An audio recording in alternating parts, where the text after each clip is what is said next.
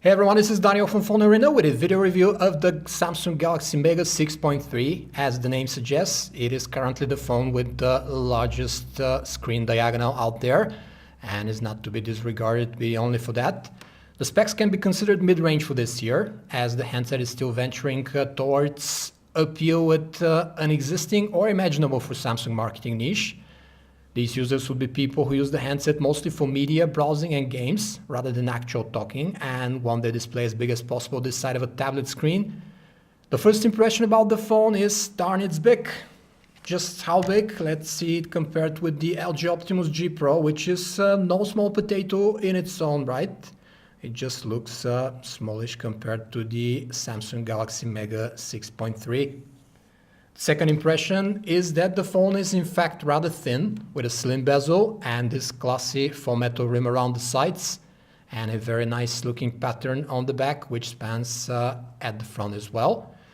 Despite the cool looks and the svelte waistline, it is almost impossible to operate the Mega 6.3 with one hand.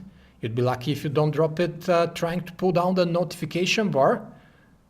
Let alone while fumbling for the back key way down here on the right. To cut a long story short and deal with the question on everyone's mind, yes, you can hold the phone with an average or larger palm, but not operate the handset with one hand. You'd have to shrink the keyboard and the dialer left or right first, depending on which hand you're using it with. Otherwise, it would literally be a stretch to key in anything or write a quick text message reply.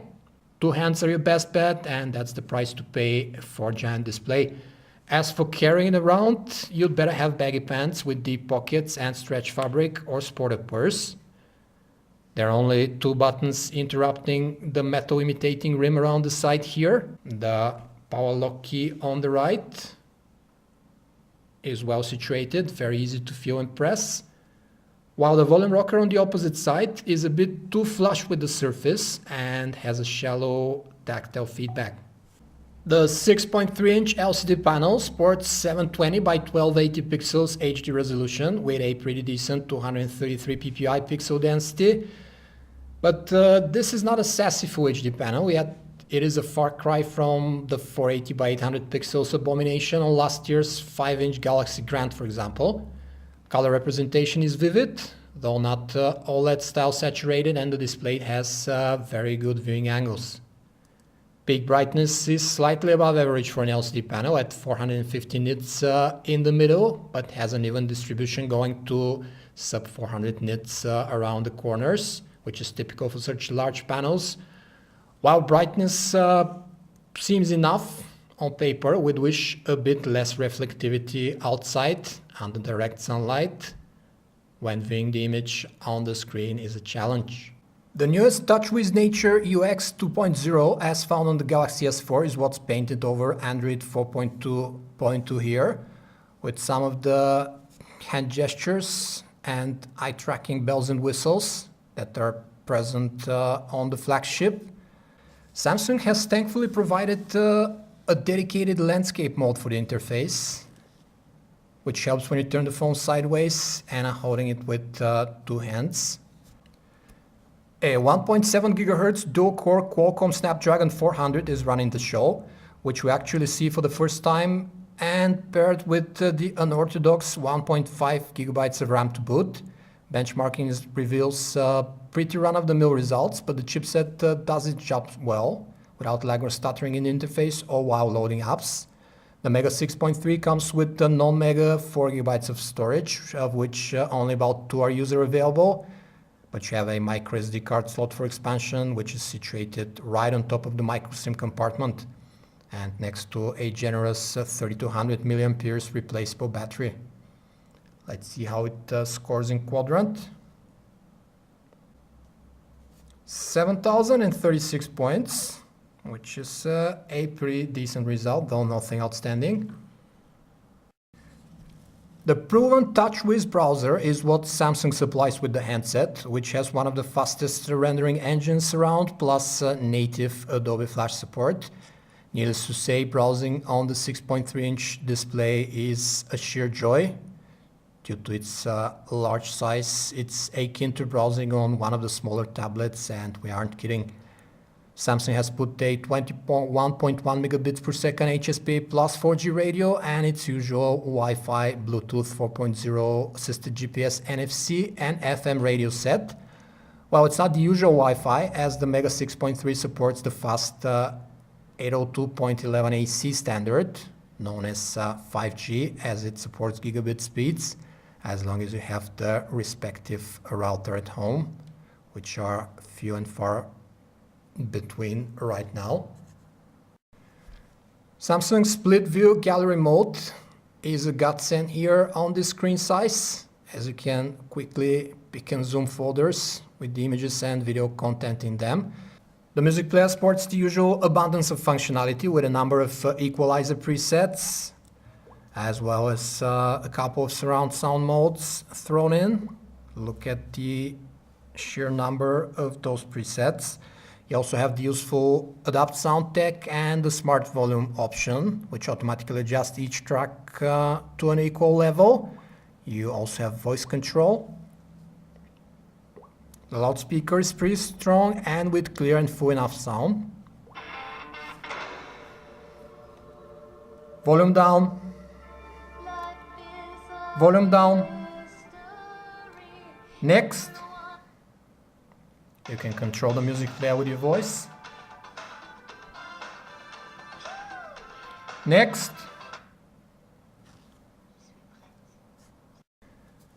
The phone played every popular format of video thrown at it, including MKV DivX X80 files up to 1080p resolution, as you can see. That's an MKV 1920 by 1080 movie. The player supports subtitles, live zooming, a number of sharing options, as well as the pop-up play function that detaches the screen here and puts it on top of whatever else you're doing underneath, which is a pretty useful feature on this giant display. The 8 megapixel camera module on the back of the Mega 6.3 sports an LED flash and is joined by a 1.9 megapixel unit at the front, capable of HD video recording. The camera app offers the newest interface from Samsung with best photo, drama and HDR modes, as well as a variety of scenes and color effects for your pics and videos. The samples, however, are nothing to write home about, looking soft and with less detail than we'd expect from the resolution.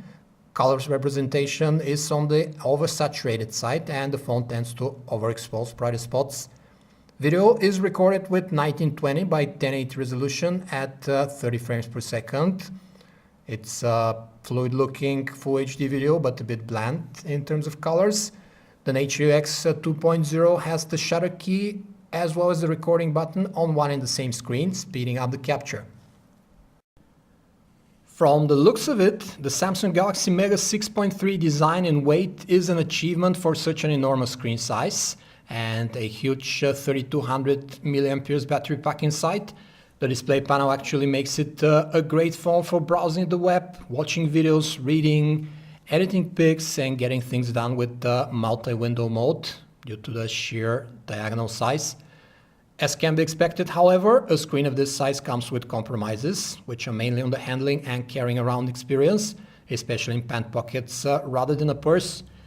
There's just no easy way to grip the phone in your palm despite the svelte 8mm waistline. And most of the time it will be occupying both of your hands, even for simple procedures like pressing the back button here.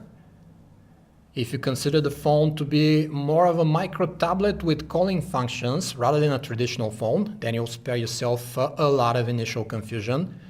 Samsung is apparently not aiming the Mega 6.3 for the mainstream user, but for those who want the largest screen in the most compact package, aimed at media consumption of course. It already has a strong direct competitor in that category in the face of the excellent Huawei Ascend Mate, and if Samsung overprices the handset, it might be disappointed in the sales result of the Mega 6.3. So to recap the advantages of the phone, it's very slim and compact for the screen size.